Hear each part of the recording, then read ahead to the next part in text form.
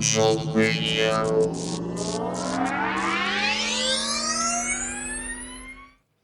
Hello, Miami.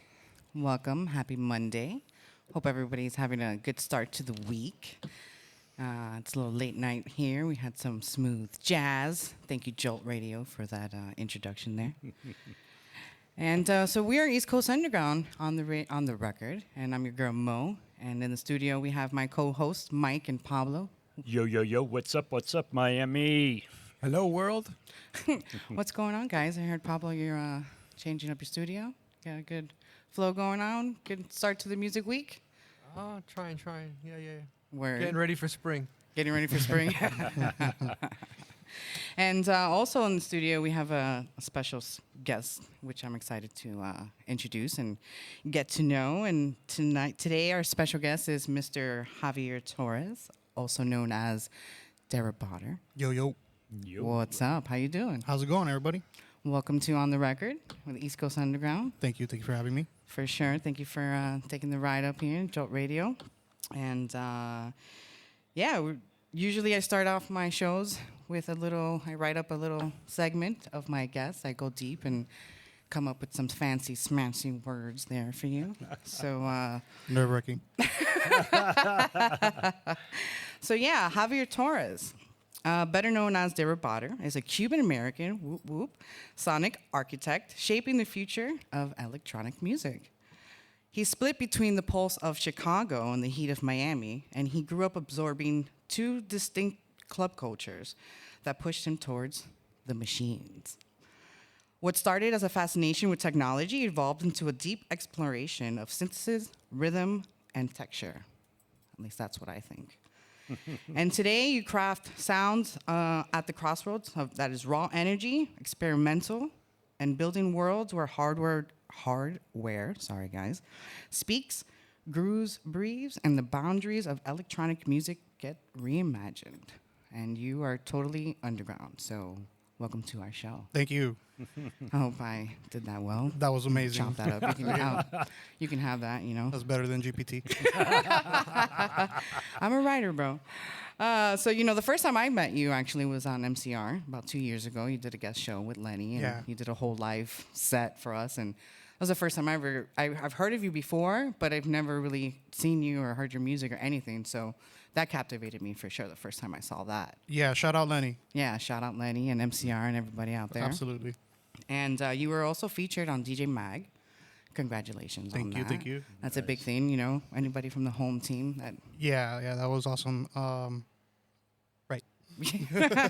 So, to be featured on such a big magazine like that, how was that for you? How was that feeling as an artist, all the years of your experience and getting on that magazine? I mean, it was surreal. Not so many things get put into print these days. And to take my kids to Barnes & Nobles and tell them, look in this magazine, I'm on page 40 or whatever, it was insane. It's amazing. Yeah, it was really cool. I still kept a few copies around. Maybe they'll get inherited by some grandparent, some grandkids or something when I become a grandparent. Yeah, that's archived, right? Yeah, That's absolutely. great. That's awesome. Just honestly being, put into print like an actual magazine because that's not too common these days. That was, I felt really accomplished. Yeah, and the article was written really well, and goes a little in depth about you, and also as it stated, you're an A&R for Omnidisc. Yeah. And so, what's up with that? Give us some insights on working with that label. Yeah, I mean, it's a long relationship with Danny.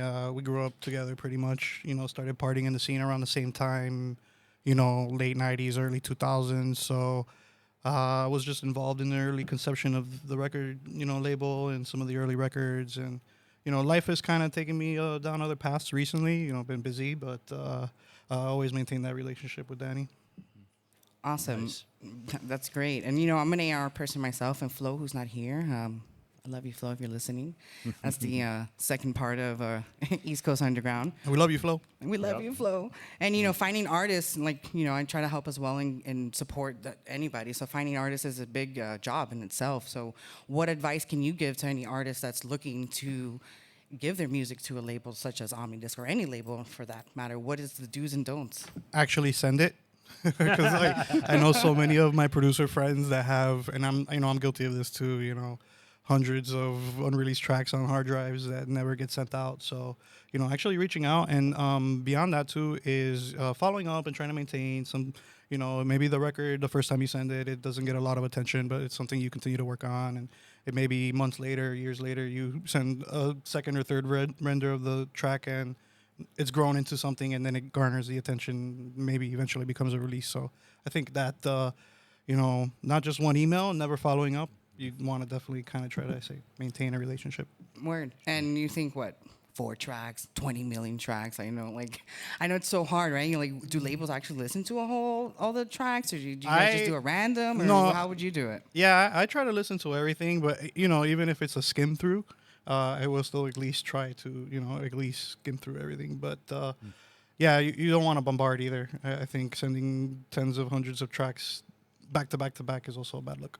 Yeah, word. Yeah, you'd be annoying. Yeah, exactly. That's exactly what happens. But for instance, if you don't knock on the door, it's like you can get a bunch of no's, but you're gonna get one yes, right? Absolutely, it's a numbers game. Maybe it's sometimes, but also someone might recognize that commitment, that eagerness, that hunger. Yeah, for sure. Yep. Definitely. So I want to talk about your release on Schematic. Sure. Cybernetic Mind Virus. Dope artwork, by the way. I love it. Yeah, thank you. My pick on that is the title track. Really? Yeah, I love it. It's really rugged, raw, electro, like pounding. I think that it would blow any speaker up. Like if you, yeah. It's got the sequin frequency. Yeah, it's booming, man. It's such a release, And you had 10 tracks on it. So did you envision it as a complete narrative, or was it a story, or how did you come up with the concept? Yeah, I can't really take a lot of the credit, I'm gonna be honest, for how the album came together. Obviously, it's my music, but my friend Junior helped me a lot with kind of giving it a story and a direction and making it more of a complete project. Give him a lot of credit also for the art as well. You mentioned sick art. So, and one thing I want to mention about that release is there's tracks on there that are almost 20 years old. Oh wow! And then tracks that were made that same year that the release came out. So it's kind of cool how all of it still blends. Nice. Awesome. Yeah, which takes me to were there any specific machines or synths, or did you do hardware, or how was it composed? I love using hardware, but I don't stick to only hardware. I will use whatever is inspiring me that day in the studio. I don't care. So everything from cracked Fruity Loops on that record to, my Nord lead synth or whatever, I have. So. And your workflow, do you when you start a track, was there a track on there? Did you start from scratch? What on that release, or? Yeah, no. My workflow is really kind of jam for a little while till you kind of have something worth maybe recording, then record a lot of ideas, then revisit the project again. Days later, weeks later, months later, whatever it is. And I do this thing where when I think a track is good, I step away from it for a while, because if I could hear it again after a little while and I still like it, then I think it has potential. Yeah, because if you're listening to it, or you're listening to a loop Right, over and over, yeah. I've heard that when producers say that. Wow. Yep. And whose idea was it to make it a tape release? Was it you or Schematic, or? I how did think come that about? was Schematic. Yeah, that was definitely around. I didn't think 10 tracks on vinyl or anything too. You mentioned earlier, I'm underground. Mm-hmm. The return for a label there, it's not always viable. So tape was definitely accessible, and also I just like the Again, it's analog archive. nature. Yeah, exactly. we love a good tape release on the East Yeah, Coast. We I have a mean- bunch. Just a real quick pivot. Some of my earliest memories were archiving my grandfather's record collection to Oh, wonderful. tapes so he could play in his Cadillac. So I've always had some type of connection to physical mediums in that regard. Oh man, the generation these days don't know about. No, that, I don't know huh? about that. Recording and Yeah, listening recording. to a tape. Yep. That's great. That's why I think also we do the releases on tape, and Flo really wants to have that medium, because we can't put it on vinyl. Digital's great, but the music is so amazing that it has to be put on some kind of format. Yeah. CDs right now, we do also have CDs, but tape, I have a tape of the release. So. Yeah, that's so cool. Thank you. And you have some collaborations, with Lenny, Lazy Flower, and 3 and 4. Yep. So how did those partnerships come together? And when you do collaborate, your artistic voice, how do you keep that intact when you're making music with somebody? For these projects, especially on this tape, I gave the remix artist creative freedom. Here are my sounds, and have fun. and I thought I trusted and knew the people working on the track, so I didn't have any stress over it. Word. Yeah. Nice. Very nice.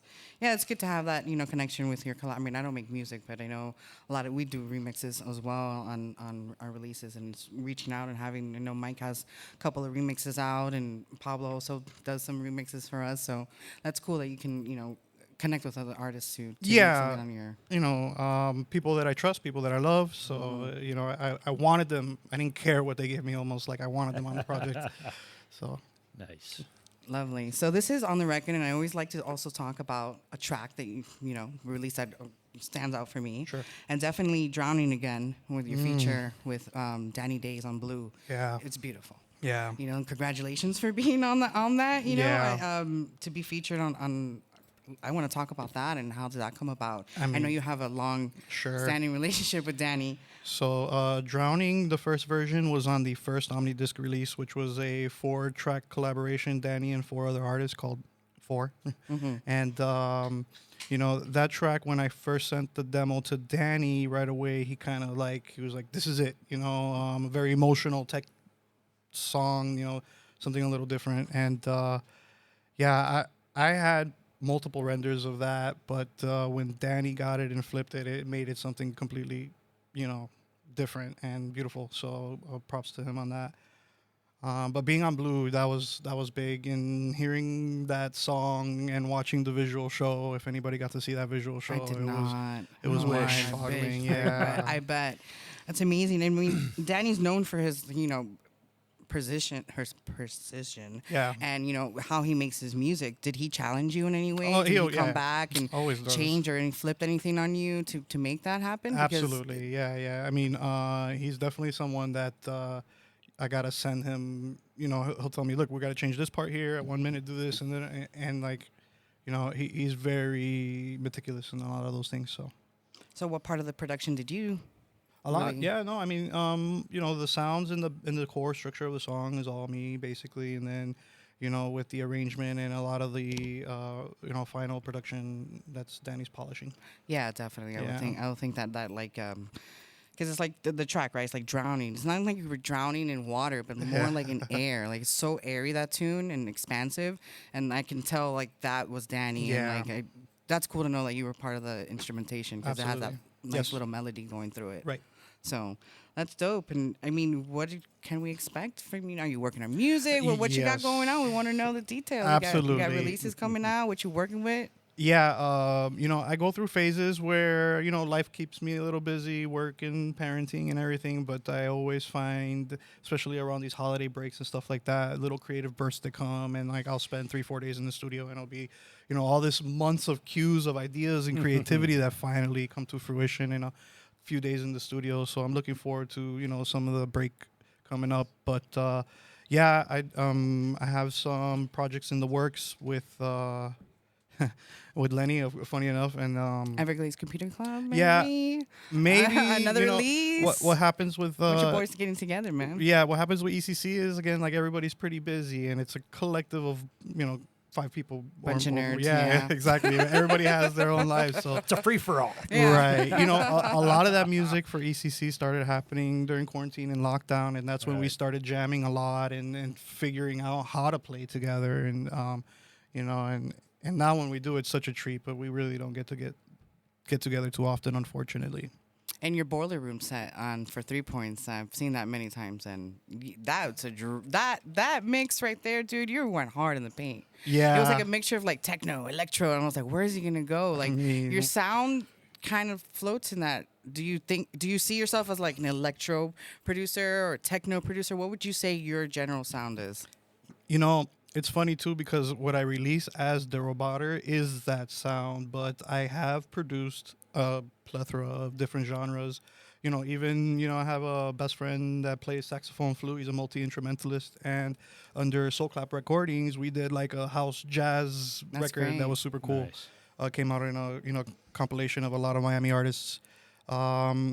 So as Deroboter, for sure, Kraftwerk is the influence, Anthony Rother is the influence, and electro is the sound, more or less. But I do still love experimenting with sound, right? So I will push those boundaries, or at least try to. I think so. And that's why you're on our show, because we're East Coast Underground and we push the Yeah. boundaries, and definitely, you know, we wouldn't call it underrated because it is what it is, but I don't think, you know, underrated is a bad thing to No, say, at all. but you're one of the stars out here, I feel, you know, so good. Thank you, Pablo, for bringing Deroboter on the show with us. You guys have any questions before we start?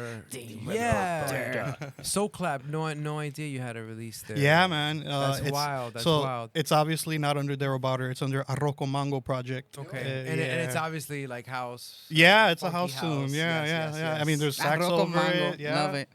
It's you so- know, That's rice with mango, Mike, just in case. Yeah. That's a Yeah. big, Educate me as we go.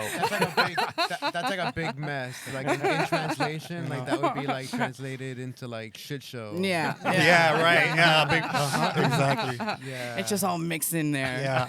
So that's great. Yeah. So Tell me about the Craft Jerks. Yeah. Machine Funk. For sure. So tell me about this release and how does like a bunch of Miami people end up on a New Man, York I gotta label? give a big shout out to my boy Alonzo. Who we're Oh, having shout out. next Yeah. we're one, having next next one. month. Shout out Alonzo. Yeah? Yeah. Oh, I'm he's so- gonna be in here. I'm gonna definitely pull up on him. Yeah, shout out Alonzo because he was the one that gave me the connection with Craft Jerks. And you know, I sent him a few songs, and I really loved the song he put out, but it wasn't the main one I wanted him to put out, unfortunately. But man, after hearing it on vinyl, I fell in love with it all over again, and I've played it out a Nice. few times, and it's like, yeah, that was really fun. Nice. But yeah, again, a homie looking out really is how I got that connection with Craft Jerks. So Nice. So So- it's just the release itself is so emblematic Yeah. of our South signature tone, and it's not like our homebred label right. putting it out. So it's Yeah, I think he does a great job. You know, he definitely also tries to curate underground artists and keep it real and shout out Craft Jerks. yeah, it's nice to see Shout that out. dynamic. Yeah. Word. So, Mike, I know we got a lot of things going on the East Coast Underground Camp. We have some great releases, and We do. you know, if you got us on Bandcamp, follow us and our website. Please sign up for our newsletter. If you guys sign up for our newsletter, by the way, there you get goodies. We got goodies in there. There's codes. There's 20% off. There's all kinds of stuff. Yep. So definitely go on. And I'm gonna. It's Black Friday coming up. It's You want to Black get Friday in there on coming up, that? but I'm gonna play a tune real quick while Mike tells you about this tune, and then we're Yeah. gonna have Mr. Deroboter get up and do a little mixy mix for us. And thank you, Jolt Radio, for having us. Yes. So I'm gonna play this tune. So Mike, tell us all about these releases. Yeah, the new release we got coming out is his name is Adriacid. Really special guy. It's a 22-track release. It's all over the place. It's anywhere from abstract to experimental, IDM. It's all in there. And what's very interesting about this release is that it's actually got a puzzle. We are the first label to come out with the artwork of a puzzle that comes with this. Well, you have to order it special if you want the puzzle. It's pretty badass, though. The artwork was done by him. Really cool stuff. We're really excited to have this guy on. This is one of the tracks that hasn't been released yet. It comes out, I want to say, later this week or early next week. It'll be out. We've already released a couple tracks on it. Go to our EC Underground at bandcamp.com to see it all. There's a lot of good stuff coming out between now and the end of the year. We have a lot of stuff coming, as well as in the next year. We're booked out all the way into February and March right now for releases. So thank you again for Jolt Radio. We love you, John. Thank you. Big ups. Big ups. And thank you for being here today, Deroboter. Yo, thank you.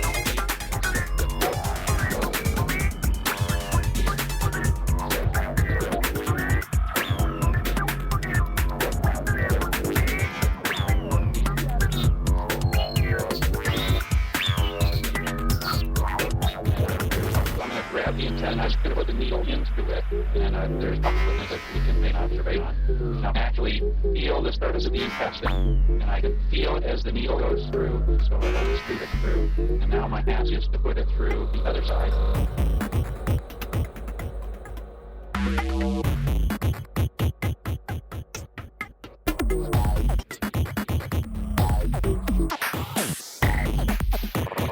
Fight like a robot.